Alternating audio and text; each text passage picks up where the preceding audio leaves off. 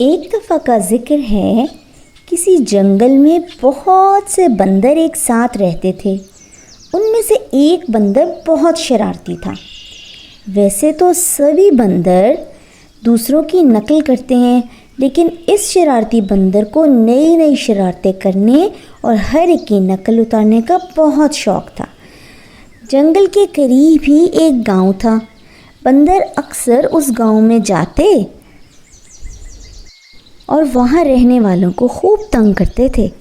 شرارتی بندر بھی اپنے باقی ساتھیوں کے ہمراہ گاؤں کی طرف جاتا، لیکن وہ اکثر ایک درخت کی شاخ پر بیٹھ کر قریب ہی موجود اس درخت کے نیچے حجام کو لوگوں کے بال تراشتے اور شیو بناتے دیکھتا تھا۔ یہ بندر وہاں بیٹھا اکثر سوچتا تھا کہ میں بھی اس حجام کی طرح کینچی اور اس طرح استعمال کروں، لیکن حجام اپنے سب اوزار چھپا کر رکھتا تھا، کیونکہ اسے بھی بندروں کی شرارتوں کے بارے میں معلوم تھا۔ ایک روز حجام کو اچانک کوئی کام یاد آیا اور وہ اپنے تمام سامان میز پر اسی طرح رکھا چھوڑ کر تیزی سے گھر کی جانب چلا گیا۔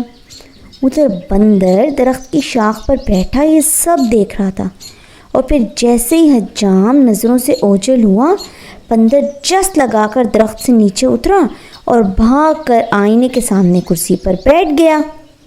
شرارتی بندر نے اپنے گلے کے ساتھ کپڑا باندھا اور منہ پر کریم لگا کر اس طرح کے ساتھ اپنی شیو کرنا چاہی، اور اس طرح اٹھا کر اس نے اپنے منہ کے قریب کیا، لیکن اچانک اس کا ہاتھ ہلا اور اس طرح اس کی ناک پر جا لگا۔